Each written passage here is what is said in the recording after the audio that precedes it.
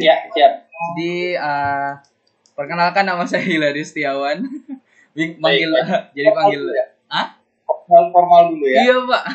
Kalau bisa. Iya, iya. Ya, jadi nama Baik. saya Hilarius. Jadi saya dari Fakultas Psikologi Widya Mandala Surabaya, angkatan Baik. 2018 gitu. Jadi terima kasih Bapak. Ini kebetulan saya lagi nempuh mata kuliah manajemen pendidikan. Jadi kayak di semester ini habis UTS itu kayak saya harus ngambil data. Jadi kayak nanya tentang manajemen tentang satu sekolah, terserah mulai dari SD atau sampai SMA gitu. Gitu. Oke. Jadi saya boleh tahu namanya Bapak? Ya, baik, nama saya Rizal Effendi Mana. Oke. Ya, di SMA 11 posisi saya diberikan amanah untuk menjadi kurikulum. Oke. Ya, jadi kepala sekolah bidang kurikulum yang menangani kegiatan belajar baik karena ini masa pandemi yang pembelajaran secara online ya. Kemudian masuk dalam tim pengawas juga untuk monitoring evaluasi untuk kegiatan online tersebut ya. Oke. Berarti wakil kurikulum sama pengawas Pak ya? Ya. Oke. Minoritas itu ujung-ujungnya biasa. Oke Pak. Kalau boleh tahu ini SMA 11 ini negeri kan Pak ya? Iya dong. Oke. Kosong SMA alam guys. Tidak mungkin. Biasanya ada tulisannya SMA negeri 11 Samarinda. Pertanyaan yang tidak perlu saya jawab lah. Aduh nih. Kalau ini Pak, saya mau tahu alamat lengkapnya. Boleh? Alamat lengkap sekolah atau alamat lengkap rumah? Wah, sekolah. Sekolah ya? Iya, sekolah. Di Jalan Pelita 4 Sambutan, Kelurahan Sambutan. Kemudian Kota Samarinda. Kemudian Kalimantan Timur, provinsinya. Indonesia Raya. Salam semesta. Mantap. Kalau boleh tahu kapan Pak sekolah ini dibangun? Dibangun tahun 97 ya. Kalau tanggal peresmiannya itu 29 Januari. Nah, cuma saya detailnya kurang ngerti pas 98 suratnya baru keluar. Cuma informasi dari rekan-rekan itu sejak berdiri itu tahun 97. Kalau oke. Pelaksanaan biasanya 10 tahun terakhir kita selalu melaksanakan ulang tahun atau ulang tahun sekolah itu di tanggal 11 bulan 11 setiap tahunnya atau 11 November karena merujuk kepada angka 11. Namun di beberapa bulan terakhir kita coba cross check di data dengan kepala sekolah yang baru Bapak Ahmad Wasis MPD. Beliau menemukan bahwa data kita sebenarnya bukan tanggal 11 bulan 11 tapi tanggal 29 Januari entah 98 atau 97 karena 97 ini kan proses pembangunan ya. Mungkin kalau izin operasionalnya itu sekitar tahun 98. Oh, tahun 98. Oke. Kalau Pak Rijal ini sudah ngajar berapa tahun, Pak? Saya di SMA 11 2009 mulai bulan April 2009. Kalau ngajarnya sih sudah mulai tahun 2004 sejak mahasiswa. Jadi sejak mahasiswa semester 4 saya sudah mengajar dari sekolah awal dari SD ya. SD, SMP, baru ke SMP, baru SMA beberapa di tahun 2008 saya lulus kuliah. Kemudian tahun 2009 baru mengabdi di SMA 11. Ya cukup lama lah ya, 20 tahun mungkin ada kali ya. 2000 udah sampai. Ya kalau di SMA 11 udah 10 tahun lebih. Wah, lama Pak. Sejak angkatan saya berarti. Makanya Pak tua betul sudah, lakunya masih muda-muda dan ganteng. Wadaw. Siap. Mantap Pak. Oke, berarti kurang lebih sudah 10 tahun Pak yang ngajar Pak ya? Lebih dari 10 tahun. Lebih dari 10 tahun. Kalau kurangnya enggak. Lebih dari 10 tahun. Oke. Kalau menurut Bapak selama mengajar di SMA 11 gimana kayak perasaannya atau kayak suka dukanya gitu? Ya banyak ya, kalau bicara perasaan ini kan campur aduk ya, kita nggak bisa detail membahasnya. Bakalan ngulang cerita 10 tahun kalau dengerin saya kan? Tapi kalau bicara suka duka ya banyak senangnya, banyak dukanya ya ada aja. Kita kadang-kadang perlu sinergi dengan rekan-rekan ya, belum tentu bisa sinergi kan. Iya. Kemudian kita juga perlu sinergi dengan kepala sekolah, kita perlu sinergi dengan siswa. Ya memang perlu butuh waktu dan butuh perhatian ya. Namun kalau bicara senangnya ya senang aja, senang aja karena ketika mengajar itu menjadi bagian yang menyenangkan, asik gitu. Tapi kalau mengajar jadi bahan yang susah, ya nggak asik. Maunya marah-marah aja. Bener. Ya saya juga kalau anak-anak yang biasa lah IPS kan spesial ya. Waduh. Buku harmoni kan punya dampak yang secara sosial berpengaruh terhadap sosial di sekolah. Betul. Jadi perlu penanganan khusus yang masalah-masalah sosial kenakalan remaja atau bagaimana. Cuma kalau bicara ini ya anak-anak rata-rata sih mau dengar. Ya, artinya muncul-munculnya masih mau dengar. Berarti kalau relasi masih ini Pak ya ke anak-anak gitu ya, masih tetap terjaga gitu ya, terjaga gitu ya. Maksudnya relasi? Oh misalnya kayak komunikasi gitu. Oh komunikasi alhamdulillah sih baik dari alumni beberapa yang dekat masih ada. Cuma kalau secara menyeluruh ya kalau alumni sudah punya kehidupan masing-masing ya. Betul. Contoh Mas Hilario sendiri kan ketika ada kepentingan baru ngubungi saya. Sebelumnya kan nggak pernah gitu kan. Ini pikiran juga gitu kan buat para alumni.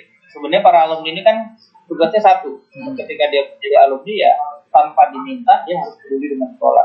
Contoh misalnya kepedulian tuh misalnya dia memberikan sebagian rezekinya berupa duit misalnya 100.000 per bulan saja, per tahun saja, ya 100.000 per tahun kan nggak banyak ya. Itu kalau dikali jumlah alumni 1.000 kan udah banyak banget, 100 juta kan. Betul. Tapi kan nggak semua bisa peduli seperti itu. Betul. Nah, ini yang perlu dibangun sebenarnya dari sosial. Dan tidak harus berwujud materi. Kadang support dukungan. Ada beberapa alumni kita yang masih membimbing adik-adiknya di SMA 11. Itu juga sumbangsi terbesar dari para alumni ya. Jadi mereka masih membimbing musola, masih membimbing paskib, masih membimbing ekskul yang lain, atau membimbing beberapa atau membangun komunikasi alumni sekolah. Ya kebetulan sudah terpilih Mas Rajab sebagai ketua alumni saat ini. Itu juga ada beberapa kali tembung ke sekolah. Ya. Jadi ya saya hanya berpikir sederhana. Ya. Jadi kalau berbicara komunikasi sampai hari ini ya kepada anak-anak yang memang dia punya kedekatan secara sosial emosional dengan saya, ya biasanya ada dekat. Tapi kalau yang secara umum ya kita nggak bisa paksain karena setiap orang punya ruang kehidupan yang berbeda ya. Betul. Oke, barakallah.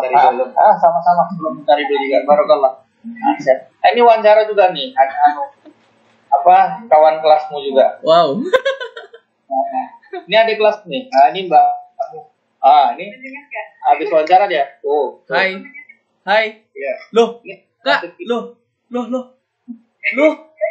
Nah, kok di situ loh? Iya, sama. Kan waktu itu teman ini paduan suara. Iya, bareng Pak Reza ya. Oke ya. Dadah. Waduh.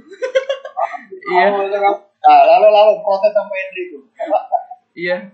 Barakallah. Jadi pengacara kan? Lain dia masuk psikologi dia bang. Iya. Halo Pak. Lain dia Mandala kan? Mandala cerita. Iya. Ya, dia dulu anggotanya Mas Reza di Paduan Suara. Oke, lanjut. Oke. Jadi tadi itu tentang komunikasi Pak. Pengantar dulu. Oke. Saya mau nanya tentang visi misinya sekolah apa? Ya Pak ya. Visi misi sekolah, visi misi. Visi misi ada itu. Nanti tak fotokan, tapi saya bacakan boleh lah. Visinya saat ini karena belum ada perubahan masih sama dengan masa dulu ya. Sekolah berbasis teknologi informasi, mantap dalam intak, unggul dalam iptek, berprestasi dalam olahraga, seni, serta siap bersaing menghadapi era global. Keren banget nih kalau disebut kan. Mantap. Isinya banyak banget, aku nggak bacain nanti aku kirim aja fotonya ya. Oke. Kamu cari aja di sini nanti. Oke, nanti saya kirim by WA. Oke. Nah, kalau menurut Bapak sendiri dengan visi misi yang ini, apakah sekolah sudah bisa mengimplementasikannya dengan baik atau gimana sejauh ini? Kalau bicara pemenuhan secara sempurna tidak ya, karena ini sangat elegan sekali dan perlu pencapaian yang sangat maksimal. Tapi kalau bicara usaha untuk ke arah sana ada ya, kita komputerisasi kita udah lengkapi ya.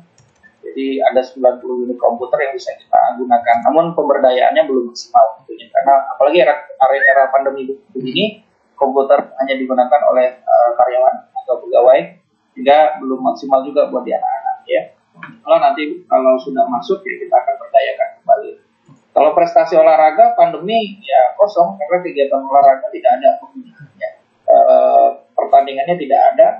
Kalau seni masih sama juga, cuma ya ada beberapa tapi kita belum ya. Wilayah seni ini agak sedikit belum kelihatan di SMA 11 ya.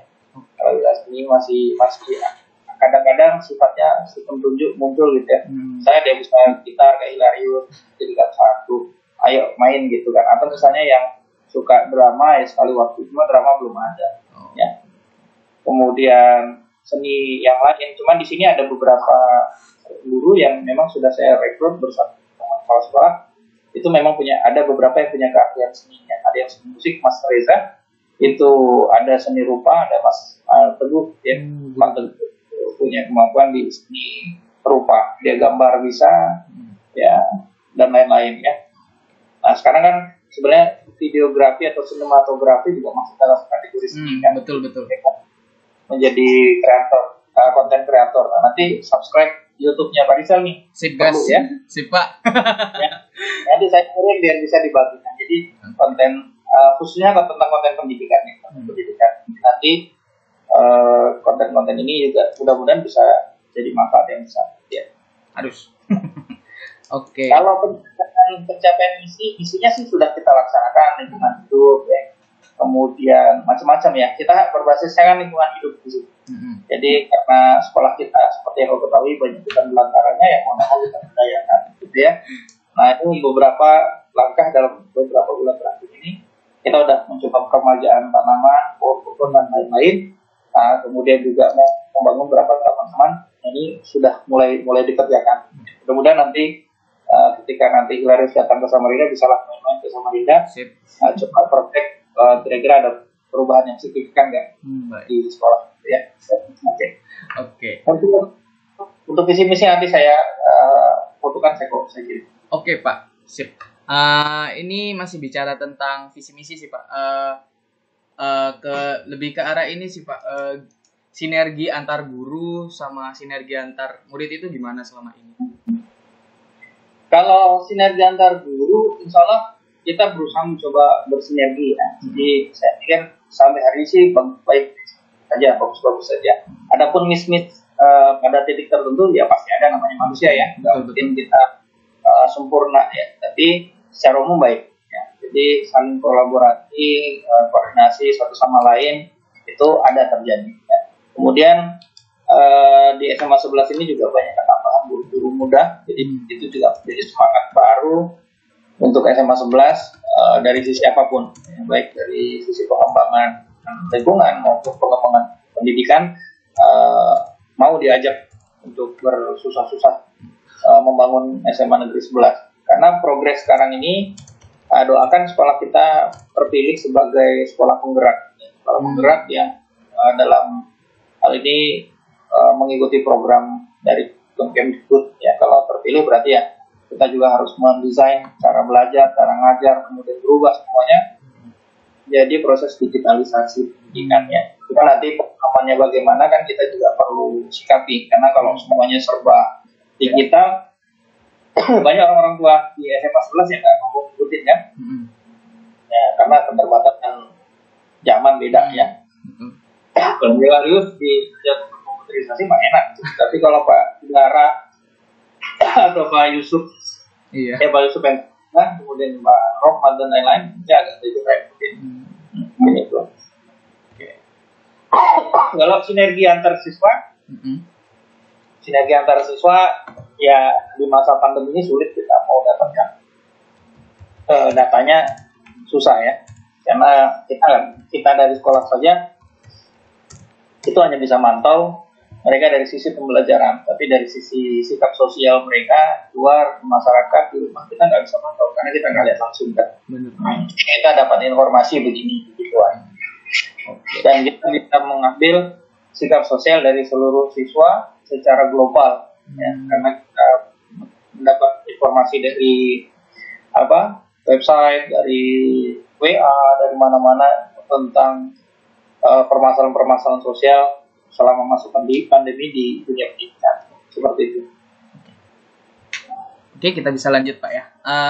Ini mau tanya Pak, untuk pergantian staff atau guru itu berapa tahun sekali Pak ya? Atau ada nggak kayak jeda waktu buat diganti staff atau guru gitu? Atau ya, kita punya kebutuhan ya. Kalau yang masih ada, ya mereka masih bekerja di sini ya selama kerja mereka bagus ya nggak ada masalah, nggak ada pergantian. Nah kalau pergantian mereka masuk usia pensiun ya wajib diganti kan. Nah kalau ada yang pensiun atau yang meninggal ya wajib kita carikan dulu pengganti. Atau misalnya kita kan punya komposisi namanya DKG, daftar keadaan guru ya dan tenaga kependidikan.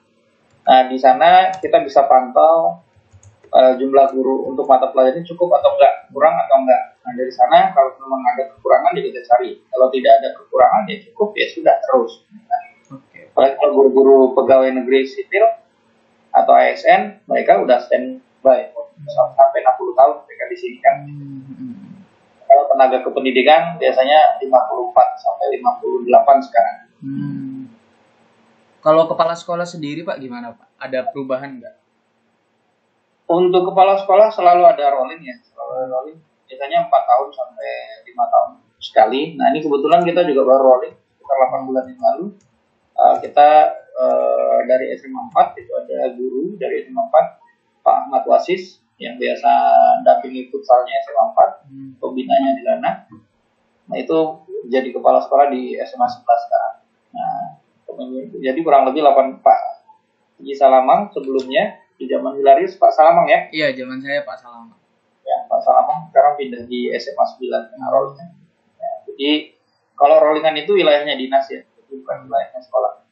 Jadi kita sekolah ini nerima siapapun yang diberikan oleh dinas pendidikan, ya udah siap, gitu. Siap bersinergi. Oke.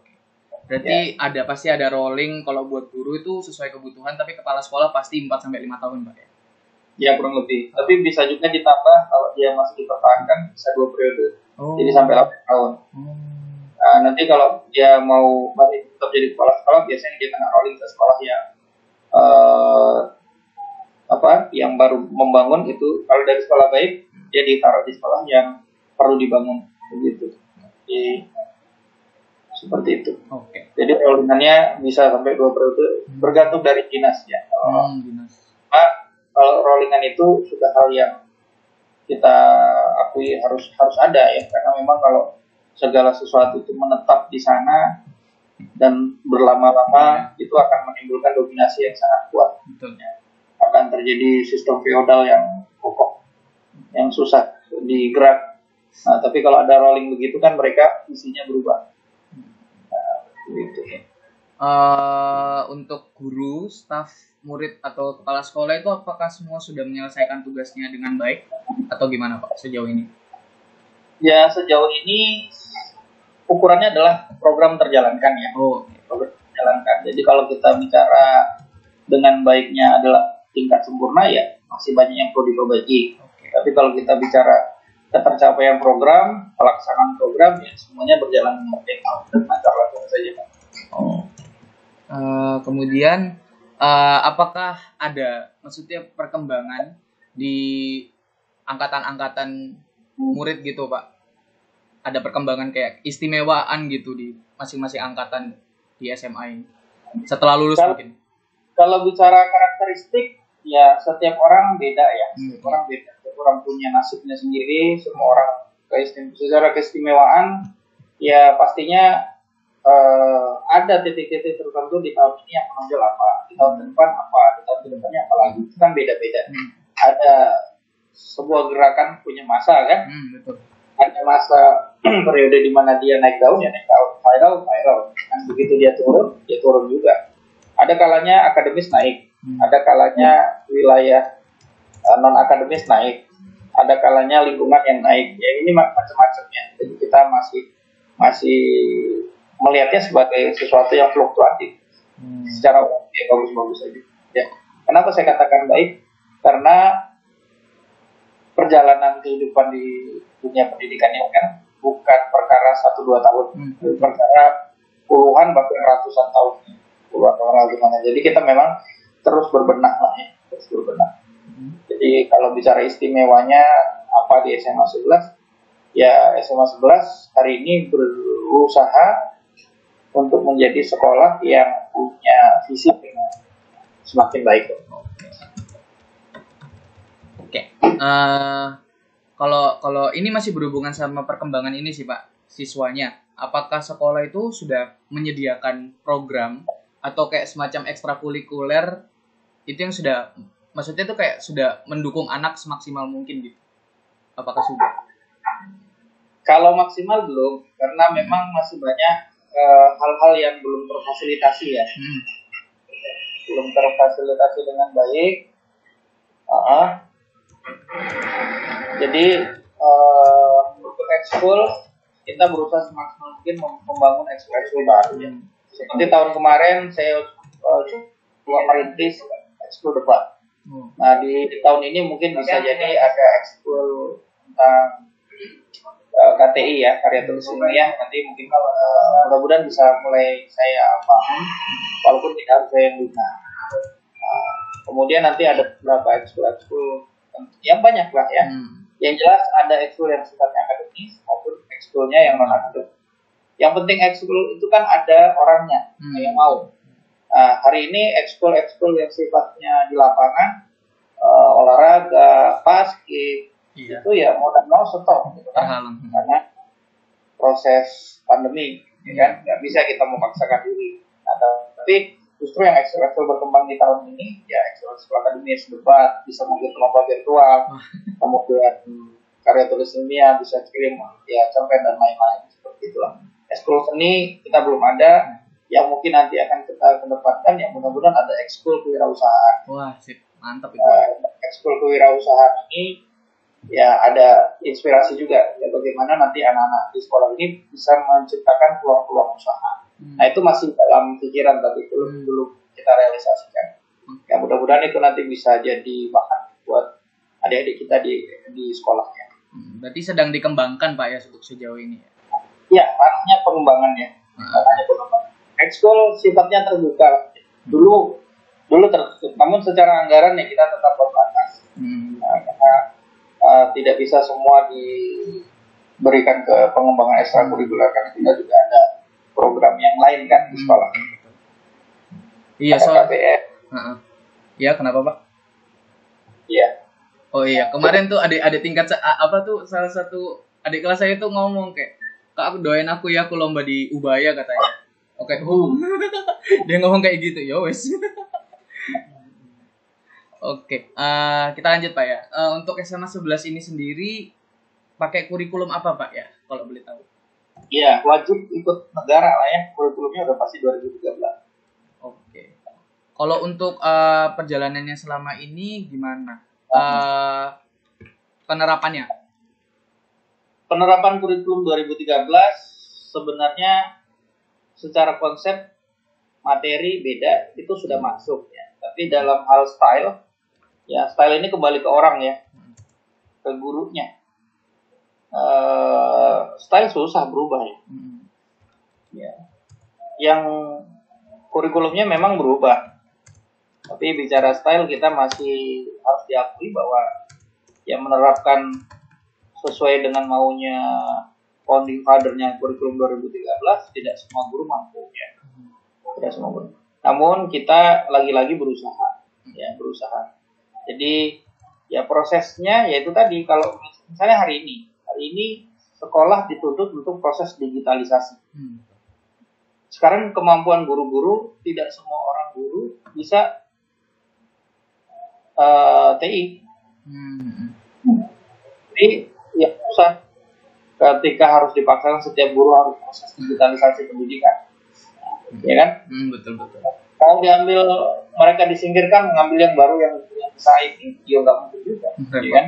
Repot. Nah, jadi satu kendala. Namun beberapa guru ya ada melakukan ya minimal hari ini pembelajaran daring by WA ya, WA yang mudah ya, atau Google Classroom untuk learning management systemnya, kemudian bisa menggunakan YouTube atau Zoom bahkan Meet ya, Google Meet mereka menggunakan, terserah mereka mau menggunakan yang mana yang asik. Cuma kalau Google Meet biasanya kan punya waktu yang unlimited, bebas. Ya benar. Kalau Zoom kan hanya 40 menit, bedanya itu aja. Cuma kalau hasil gambar sih Google malah mulai berbenah. Biasanya kan ada burem. Nah, sekarang udah kelihatan bersih juga, ganteng juga begitu ya. Iya benar. Ini masih bicara tentang siswanya Pak. Untuk sejauh ini, untuk siswa itu gimana Pak proses belajar mengajarnya? Apa semua baik-baik aja atau ada kendala-kendala gitu? Kalau bicara baik-baik saja, tentu tidak. Ya, pasti banyak kendala. Apalagi kita terbiasa dengan sekolah, hadir di sekolah tatap muka, terus tiba-tiba kita belajarnya by online begini. Ya, pasti terkendala. Kendala yang pertama adalah kebiasaan. Faktor kebiasaan. Orang belum terbiasa. Yang kedua, faktor kontrol, monitoring. Anak-anak sekolah belum mandi sudah hadir di layar kamera. Ini kan padahal dalam proses belajar harusnya bisa maksimal. Hilarius, ini Mas Reza nih. Hilarius, dia mau wawancara aku. 1 jam 1 juta katanya. Jadi wah. 2,5 juta kata Warina. Wawancara eksklusif bersama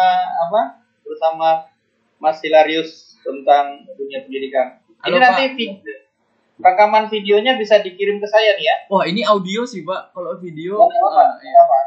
Oke deh. Yang diskusikan tadi kan itu kan cuma nonton aja kan. Iya, apa nanti? Itu kan siaran pers aja ya. Sini gitu. Ya, itu mengenai itu masalah apa? Pancasila. Dihapus saja Pancasila jadi kan. Iya, nggak apa-apa, ikuti aja gimana perkembangannya. Oke. Oh, Tadi sampai monitoring tadi Pak ya. Nah, lanjut ya. Oke, berarti kalau buat anak-anak itu bisa dibilang efektif atau enggak Pak pembelajaran sekarang gini? Atau ada kayak perbedaan antara yang sebelum online sama yang ini? Gitu. Ya, karena ini pembiasaan baru, bicara efektivitas kita masih belum bisa bilang ini efektif ya. Karena segalanya serba coba. Tapi hari ini sebenarnya di dunia perkembangan dunia di masyarakat, anak-anak sudah belajar by video, ya kan? Di YouTube, siapa segala macam. Jadi sebenarnya mereka belajar tanpa harus ya sesuai dengan konsep pendidikan hari ini yaitu merdeka belajar kan. Mereka bisa belajar dari mana saja, kepada siapa saja, dan di mana saja. Nah, jadi tidak wajib belajar dengan Pak Rizal, tidak wajib belajar dengan Pak Reza. Dia bisa belajar dari YouTube, konten-konten kreator yang positif-positif kan. Dia bisa belajar dari orang-orang yang berbagi informasi terkait dengan video YouTube ya. Nah ini penting. Oke. Jadi banyak faktor yang bisa kita berikan ya. Nah itu nanti sebenarnya ya itu tadi kita bisa lihat banyak kendala yang kita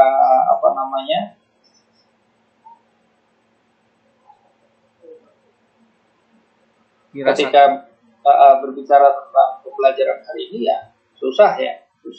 Cuma ya mau nggak mau, suka nggak suka, kita harus mau berubah. Karena kalau kita nggak mau berubah ya repot juga. Eranya sudah begini kan. Eranya memang era video, eranya memang era virtual, eranya memang belajar harus seperti ini. Anak nggak bisa lagi dipaksa untuk belajar di dalam kelas saja, kemudian mendengarkan bapak ibu guru ceramah, ya, kemudian kadang-kadang dimarah-marahi, ya. Tapi kalau di YouTube mereka belajar dengan enjoy. Gitu. Mereka nggak ada yang marahin kan. Iya. Kalau di kelas mereka salah gerak, ngantuk sedikit udah dilempar kapur misalnya. Nah, ini jadi masalah. Namun terlepas daripada itu, saya masih menganggap bahwa kehadiran seorang guru di depan muridnya dan murid di hadapan gurunya itu memberikan keberkahan tersendiri.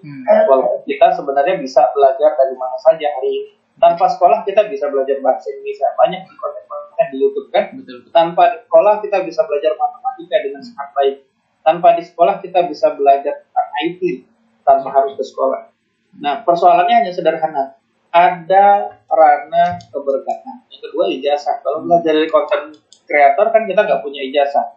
Kalau hanya sekedar ilmu, pengetahuan, kita nggak punya ijazah, kita bisa belajar dari YouTube. Betul. Tapi kalau bicara tentang ijazah, bicara tentang peningkatan pendidikan, beda ya. Beda. Sampai call. Oke. Aku juga. Untuk selanjutnya itu mau tanya tentang ini Pak, jadwal seharian anak itu belajar itu gimana Pak? Mulai dari awal sampai selesai sekolah gitu. Kenapa? Diulang boleh? Jadwal seharian. Jadwal keseharian kenapa Mas? Jadwal keseharian anak buat belajar dari awal hari sampai selesai pulang gitu Pak.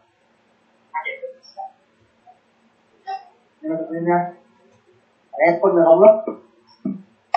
Keseharian anak-anak bisa diulang Mas? Iya, jadi kayak misalnya dari awal hari terus nanti selesai sekolah itu gimana? Proses belajar? Iya, proses belajar dari awal hari sampai itu. Jam-jamnya gimana? Di SMA 11 itu kita mulai jam 8 pagi, kemudian per 1 jam kita ganti mata pelajaran. Jadi jam 8 sampai jam 9, jam 9 sampai jam 10, jam 10 sampai jam 11. Khusus di hari Kamis sampai jam 12. Ya. Untuk setiap mata pelajaran, setiap hari ada 3 mapel yang kita pelajari. Kali 5, ada 15. Ditambah dengan 1 mapel ekstrakurikuler pramuka untuk khusus kelas 10. Jadi di hari Kamis jam 11 sampai jam 12. Umumnya dari jam 10 jam 8 sampai jam 11 3 jam. Untuk baik virtual maupun penugasan. Rata-rata Bapak Ibu guru di sini menggunakan WhatsApp, ada beberapa menggunakan Telegram, kemudian Google Classroom, ya. Kemudian untuk virtualnya mereka menggunakan, ada yang menggunakan Google Meet, ada yang menggunakan Zoom, ya. Seperti itu. Yang jelas kita mencoba semua lini kita berdayakan. Oh ya, ini kan kita sudah bicara murid nih Pak. Mau nanya Pak, menurut Bapak untuk penempatan sekolah, posisi sekolah nih Pak, apakah ada keuntungan-keuntungan tersendiri di sekolah ini ditempatkan di daerah itu Pak? Kenapa? Penempatan sekolah ini kan diberi tempat, apakah ada keuntungan-keuntungan tersendiri gitu? Keuntungan tersendiri di SMA 11 ini sebenarnya, ya SMA 11 ini kan secara keuntungan geografis, kemudian minat, ya SMA 11 sangat diuntungkan lah ya. Karena di sini arah pengembangan wilayah kota banyak ke sini, perumahan-perumahan banyak, semakin banyak, SMA 11 semakin banyak minatnya. Bahkan kalau dulu dari Anggana, dari luar daerah, dari Tukar dan lain-lain, ke SMA 11. Namun secara perkembangan hari ini, karena menggunakan sistem zona, maka yang dari luar daerah ini agak sedikit kuotanya ya. Jadi dengan sistem zona ini faktornya banyak yang dikurangi. Jadi banyak yang harus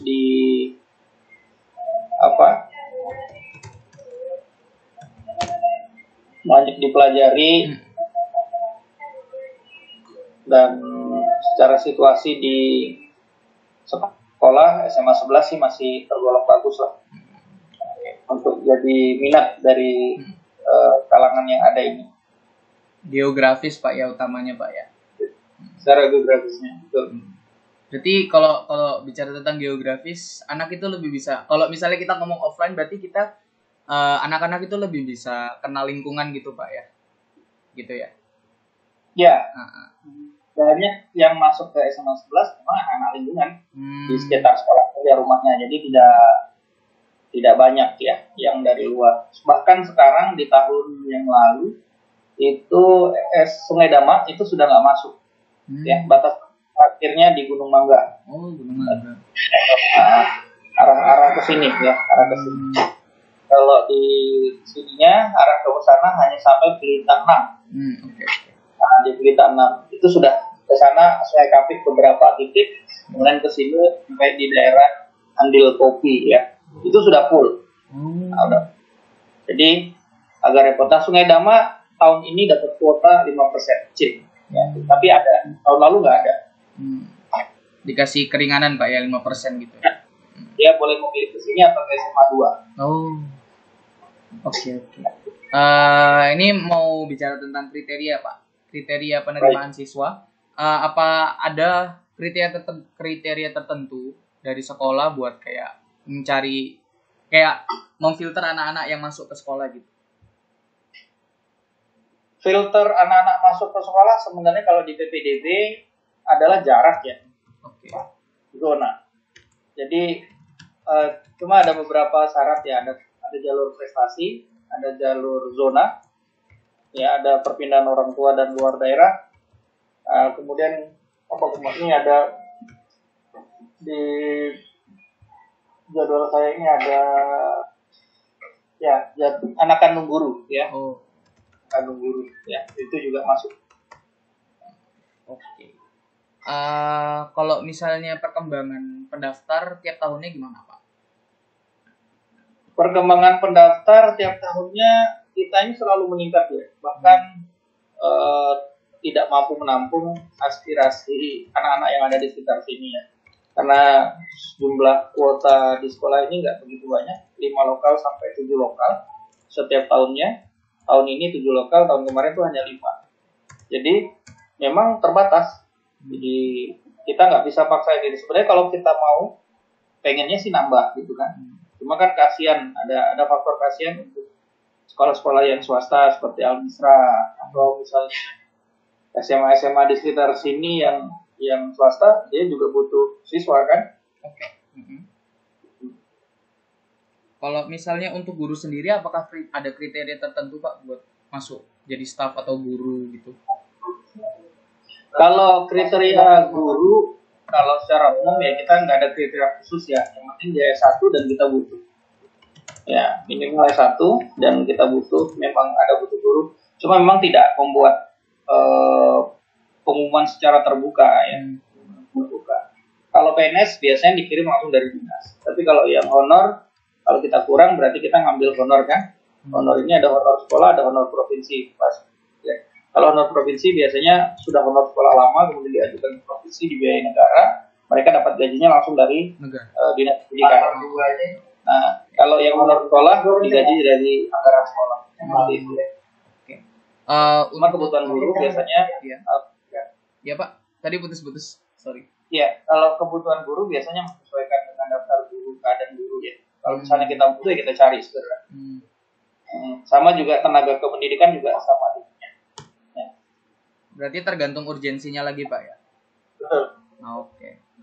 Untuk sekolah sendiri apakah tetap memantau anak-anak yang sudah lulus atau gimana Pak? Dari sekolah tetap melakukan pemantauan, monitoring, namun kan kita sebatas pantauan kita ada kelas sebatas mereka di mana, beraktivitas apa gitu ya, bekerja di mana, kuliah di mana. Nah, namun secara spesifik kita mantau kehidupan mereka bersosial kan nggak mungkin. Iya betul. Ya, sekolah hanya memantau bahwa alumni saya itu di masyarakat bermanfaat atau tidak kan gitu. Betul. Alumni saya ini dimanfaat bekerja di mana. Kemudian kuliah di mana, berafiliasi dengan organisasi apa, itu juga kita masih mencari data yang seperti itu, tidak bisa semuanya. Namun biasanya untuk data-data mereka kuliah di mana itu sudah sedang kita kumpulkan. Ya. Mereka rencana mau kuliah atau rencana mau kerja. Biasanya dua pilihan itu. Atau mereka yang mendaftar sekolah kedinasan seperti polisi atau misalnya STAN dan lain-lain, itu juga biasa kita data juga. Untuk ini Pak, kayak misalnya itu, enggak sih. Bentar ya, saya lihat checklist pertanyaannya. Kayaknya Boleh. Silakan. Bentar ya. Pak, ini mau tanya Pak, kalau misalnya kita interview lagi atau wawancara lagi hari Rabu, gimana? Boleh.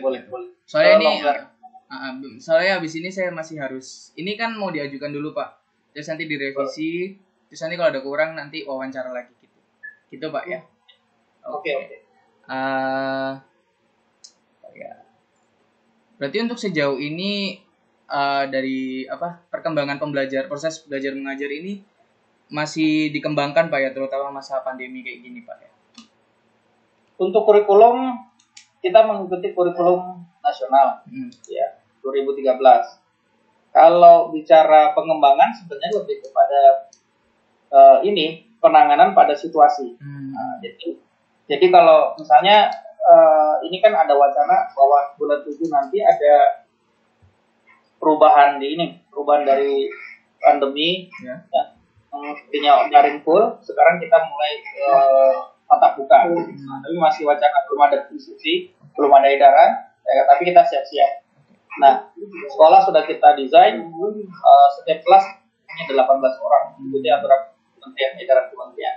Kemudian kita siapkan protokol kesehatan dan lain-lain. Dan dari kementerian sudah ada instruksi bahwa tahun ini bulan Juli seluruh siswa di Nusantara di Indonesia Raya ini mulai menjalankan aktivitas tatap muka, namun dengan tetap mematuhi protokol kesehatan.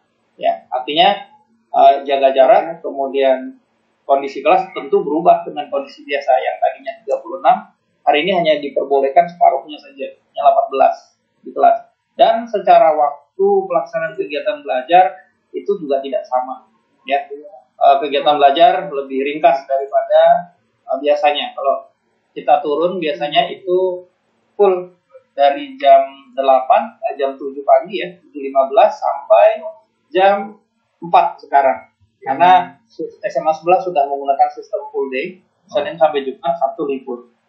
Jadi kita menggunakan 5 hari kerja, Senin sampai Jumat.